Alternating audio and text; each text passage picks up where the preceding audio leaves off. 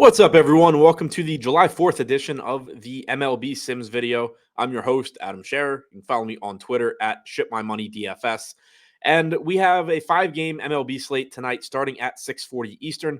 We're going to take a look at the MLB Sims tool for that slate and see what's showing up early on in the day on DraftKings.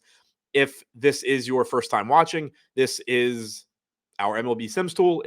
We're going to walk through it. We're going to see what the top lineups look like that we built and had the best results in the simulations. We're going to see what teams are showing up the most as stacks, what players are showing up the most individually.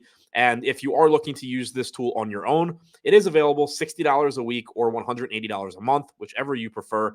The link is below the video on YouTube, and I'll also post it below the video on Twitter if you're watching this there.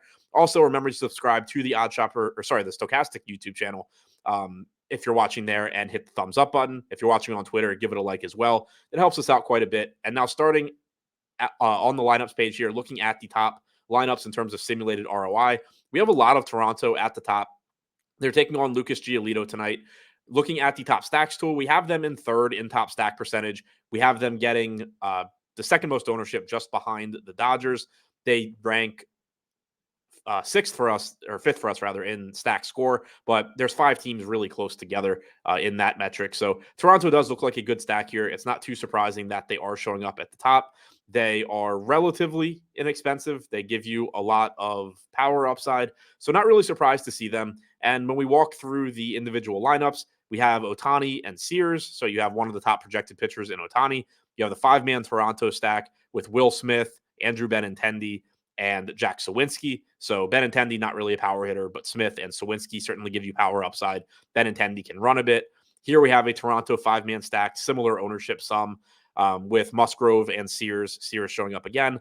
Manny Machado, Ozzy Albies, and Freddie Freeman as your one-offs. So very high upside one-offs there with a high upside Toronto team. 5-man Toronto, 2-man Dodgers. The first 5-man that isn't Toronto is a Dodgers 5-man. I mentioned that they are one of the most popular teams and one of the highest teams in top stack percentage tonight as well. Giolito, who is actually facing the Blue Jays, and Musgrove in this one. So a little bit more ownership coming into the Dodgers. We're getting away from Ohtani in that one. We're going Giolito, Musgrove. We have Carlos Perez as a one-off, Andrew Benintendi, and Brent Rooker. So some value one-offs there. Rooker certainly has some power. 2-man Oakland stack with Perez and Rooker. Here we have a White Sox 5-man, Giolito and Sears. So Sears showing up again. Freeman, Rosario, and Acuna one-offs. Again, very high upside one-offs there. Now looking at we're going to select the top 150 lineups here. And then looking at the top stack exposures, Toronto showing up a ton. Not really surprising given what we just saw in the top lineups. 48% 5-man stacks for Toronto. Next closest is Detroit at 20%.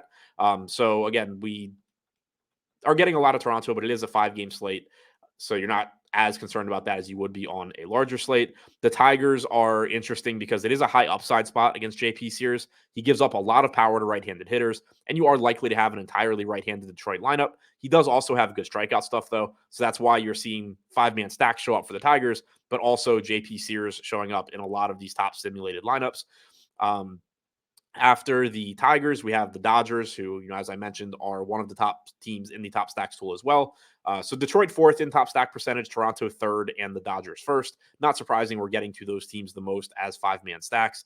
In terms of individual player exposure, Danny Jansen at the top, one of our most popular stack and a catcher. So that's not really surprising. Projected for about 13% ownership. We're about 3 times the field there. We're getting to a lot of Emmett Sheehan and Shohei Ohtani as pitchers.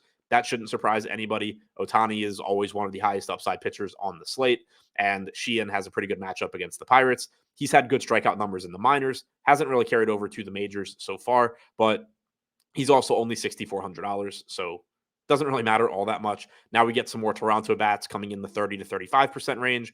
Joe Musgrove actually taking on the Angels, so facing off against Ohtani. Angels have a 3.5 implied run total. Not surprising to see Musgrove showing up. He's projected for 35% ownership. We're getting about 29%. So pretty much in line with the field there. More Toronto hitters.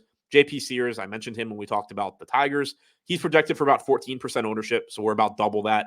It's a really interesting spot to get both sides of because Sears is very cheap with good strikeout stuff, and the Tigers are very cheap against a pitcher that does give up power. So that makes sense in tournaments. Max Muncy showing up from the Dodgers, Matt Vierling from the Tigers. That's our highest owned Tigers hitter. So it looks like we are getting to some pretty good stacks here. Toronto, the Dodgers, the Tigers showing up at the top. Nothing too crazy with pitching. So that's all I have for you right now. It looks like a lot of Blue Jays, a lot of Tigers, a lot of Dodgers on the 5-game slate. Thanks for checking out the video. Enjoy the rest of your 4th of July, and good luck tonight.